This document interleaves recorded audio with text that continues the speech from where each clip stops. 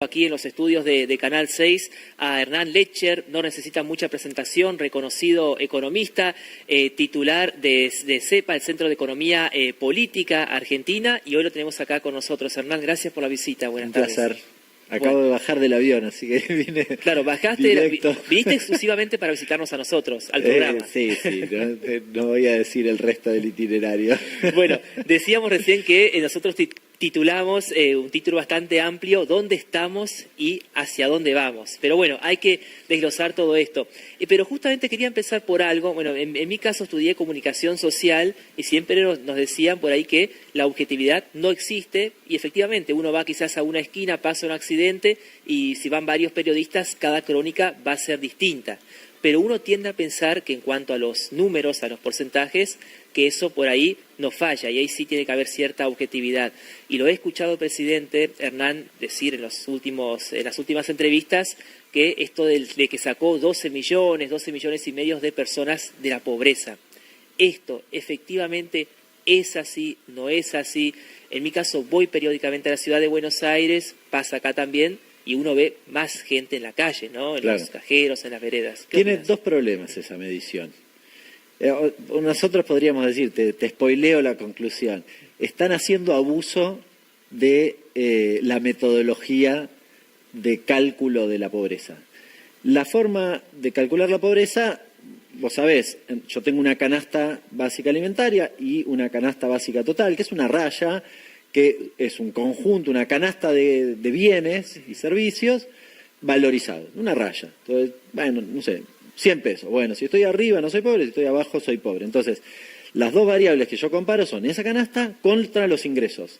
Y en los dos aspectos están haciendo abuso metodológico. En la parte de la canasta, porque utilizan una canasta del año 2004-2005. No estrictamente la canasta, los ponderadores, lo que se llama ponderadores. Es decir, en esa canasta, no sé, yo tengo como 5 tomates y 2 lechugas. Bueno, esos consumos, que son promedios de la sociedad, son desde 2004 y 2005. ¿Y qué pasaba en ese momento? Bueno, tenía subsidiado los servicios, con lo cual, cuando yo utilizo esa canasta vieja, estoy subponderando el peso de los servicios sobre la línea. Entonces hago que la línea esté más abajo. Claro, si la línea está más abajo, con menos ingresos quedo arriba. Esa es la primera cuestión, que se la observó el propio Fondo Monetario Internacional. Yo se los dije hace un año, medio en soledad, algunos me decían, ustedes, no sé qué. Ahora, lo cierto es que el Fondo Monetario, en el acuerdo de abril y en la revisión del mes de agosto, en las dos puso una mención diciendo, revisen lo que pusieron, la forma, la metodología de cálculo del IPC, que es o impacta también en lo que tiene que ver con la pobreza. El otro aspecto es un aspecto de una corrección que hizo el INDEC, una mejora diría, y vos decís mejora, pero está bien, sí, mejora, está bueno, en lo que tiene que ver con los ingresos, pero que hace que yo no compare de manera equivalente con el periodo previo. ¿A qué me refiero? Antes vos cobrabas la tarjeta alimentaria igual que ahora, específicamente la tarjeta alimentar. Antes yo no te preguntaba, ¿vos tenés ingresos por tarjeta alimentar? Los ingresos se miden por una encuesta que se llama EPH. Y ahora te pregunto, ¿tenés ingresos por tarjeta alimentar? Sí. Claro. Ahora me decís sí, lo cargo y antes no te lo preguntaba. Entonces hay una mejora en los ingresos vinculada con algo que tiene que ver estrictamente con una pregunta que antes no te hacía y ahora sí. Es decir, no es que la gente está mejor, es que yo antes no te preguntaba bien, por decirlo de manera sencilla. Esas dos cosas, algunos investigadores como Salvia y demás, la mensura en el orden del 5 al 6%, es decir, hay un efecto sobre la baja de la pobreza muy vinculado a la cuestión metodológica. Claro, o sea que quizás algo bajó, pero no el porcentaje por ahí que dice el gobierno. Y ahora se está por cambiar. Depende contra qué lo compare, porque además el gobierno lo compara contra el primer semestre de su propia gestión, que no tiene mucho sentido, porque además, imagínate que como esto es pobreza por ingreso, la devaluación te pega de manera muy significativa. Cuando vos hiciste una devaluación te pega significativamente en la pobreza de manera inmediata.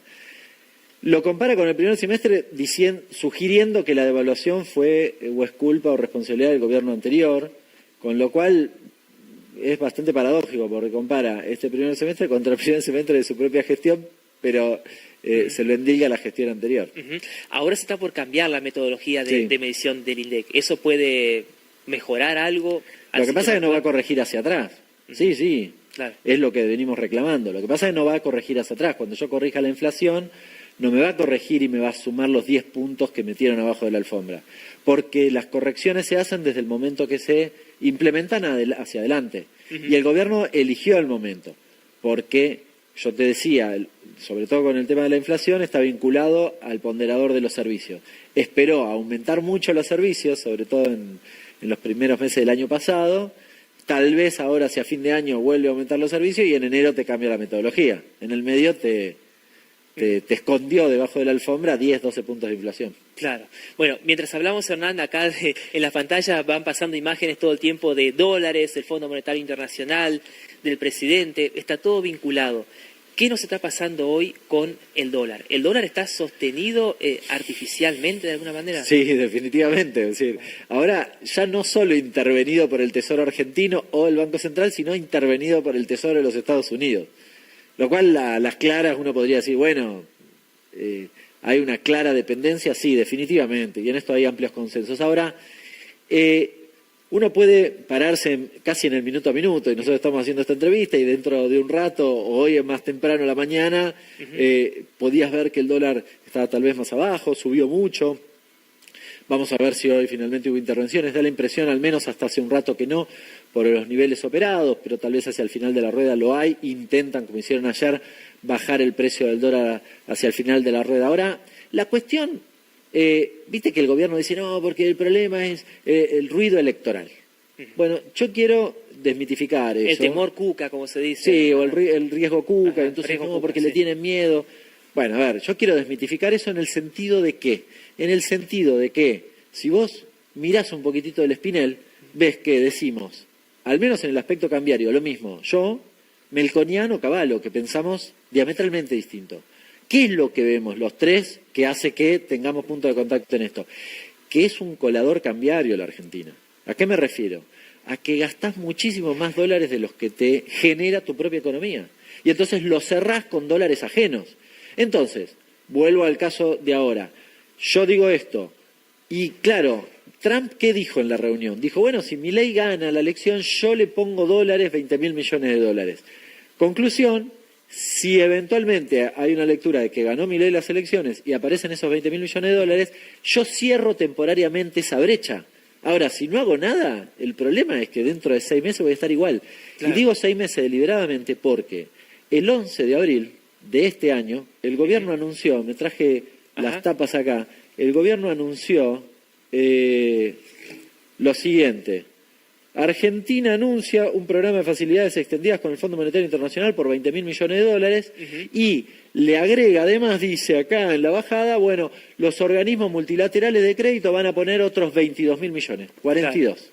Bueno, esta es la tapa del diario Clarín de ayer. Trump duplica el apoyo y anuncia acuerdo comercial, duplica el apoyo, de 20.000 lo lleva a 40.000. 6 meses de diferencia. Es decir, ¿qué pasó con estos otros dólares? ¿Te los gastaste? No, bueno, algunos te los gastaste, otros están en las reservas del Banco Central, pero no son tuyos, son del Fondo Monetario. Y de todas formas, y otros estarán en el circuito económico. Ahora, de todas formas, todos estamos viendo que esos dólares no son suficientes para contenerte en términos cambiarios, para contener... Claro. El agujero cambiario, el colador cambiario, diría. Conclusión, te va a volver a pasar dentro de 6 meses, incluso con la ayuda de Trump.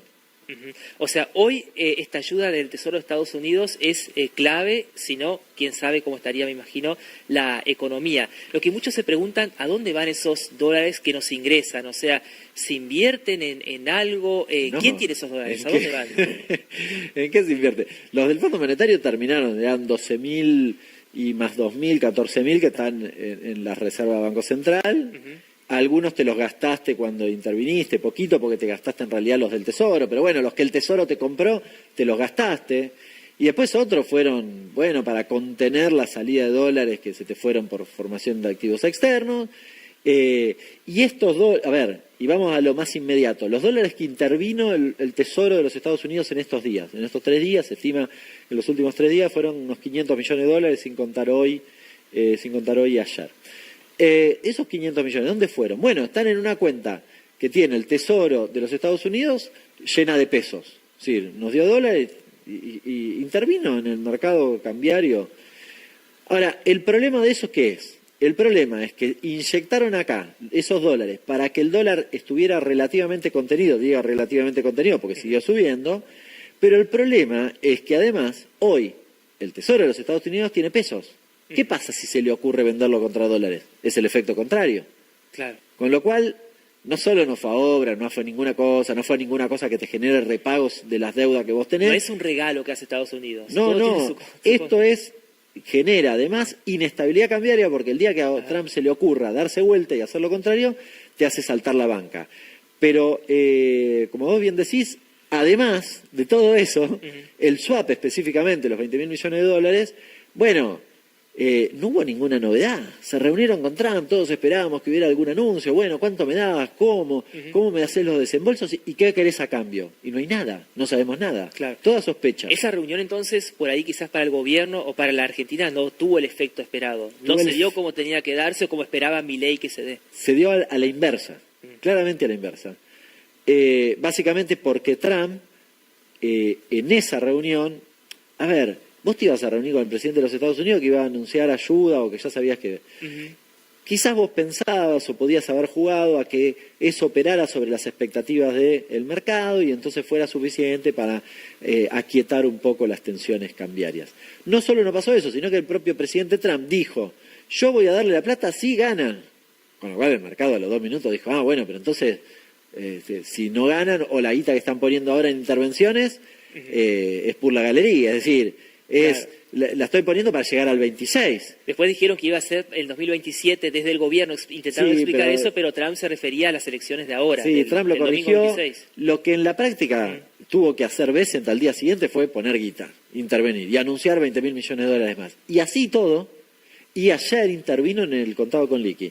Y así todo, el dólar siguió subiendo. Con lo cual, a ver, ni siquiera eso fue suficiente. Da la impresión que ni siquiera el apoyo, al menos en este hasta donde sabemos es suficiente para contener el tipo de cambio. Digo hasta donde sabemos, porque yo hace rato que vengo diciendo, el mercado lo que espera es que vos vengas con la valija guita, mostrarme posta que querés hacer algo. Ahora, para aquellos que nos están viendo, y hace, 10 minutos estamos hablando de cuestiones financieras, y dice, ¿y para mí qué?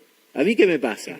Bueno, en general saben que el efecto de evaluación, vos me lo preguntabas, un poco lo sugerías, después de la elección no va a haber un salto de tipo de cambio, y medio que todo indica que sí, salvo que vengan con los 20.000 millones de dólares. Lo que pasa es que vienen los 20.000 millones de dólares, si te lo gastás en 6 meses y volviste a foja cero, no tiene mucho sentido, y ahí Bessent efectivamente va a estar en un gran problema, porque si quiso comprar barato y vender caro, le va a hacer exactamente lo contrario.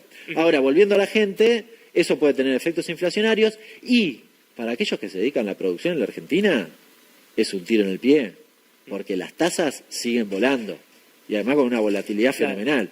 Producir en la Argentina es un despropósito hoy. Es la famosa timba financiera que nos decía nosotros por ahí un profesor de la facultad. Y justamente pensando en el ciudadano común, quizás pocos a esta altura del mes tienen dinero ahorrado. Pero si les sobran un par de pesos, ¿qué sugerís? ¿Ponerlos debajo del colchón? En el, como se hacía antes, en pesos no. En el plazo fijo, comprar unos dólares. Mira, si la persona que tiene ese pequeño ahorro, lo que sea, cree que el resultado electoral va a ser afín al del gobierno, y probablemente apueste al peso y decida, no sé, hacer un plazo fijo. A mí me parece que lo que estamos viendo es otra cosa. Yo el otro día, de hecho, compré dólares con algún ahorro que tenía, no porque crea que se va a ir al demonio el tipo de cambio, pero porque las tensiones cambiarias, y al menos hasta ahora no me he equivocado, ni siquiera están contenidas con intervenciones del Tesoro de los Estados Unidos, que es el que tiene la máquina, el dueño de la maquinita de imprimir dólares. O sea, ni siquiera en ese contexto es contenido. Y el mercado, ¿qué ve? Ve que, bueno, que acá nadie se chupa el dedo, digamos, que da la impresión que no tiene mucho sentido las intervenciones eternas estériles y que en algún momento va a haber un salto de tipo de cambio. De mínima, igual, volviendo a la pregunta que me hacía, no sé, pongan la plata en un FCI, que inviertan en alguna cuestión que les deje algún pesito, porque la verdad que con el dinero fiduciario con el que convivimos hoy, bueno, tratá de hacerte unos pesos en algo, con la expectativa de lo que vos creas que está trazado. ¿Te acordás cuando Caputo dijo, si crees que está barato, comprá campeón? Bueno, estaba refiriéndose a que si vos crees que el dólar está barato, te vas a hacer un negocio. Bueno, Claro. te hiciste un negocio si compraste dólares en ese momento. Bueno, la verdad que quedaron tantos temas afuera que es imposible abordarlos a todos. Quedó afuera el tema del Fondo Monetario Internacional, también la deuda que va creciendo y creciendo, ¿no? Las exigencias. Ayer justo fui a la presentación aquí en Paraná de un libro de Alejandro Olmos, seguramente Sí. lo debe conocer, sobre lo que, bueno, hay detrás del Fondo Monetario.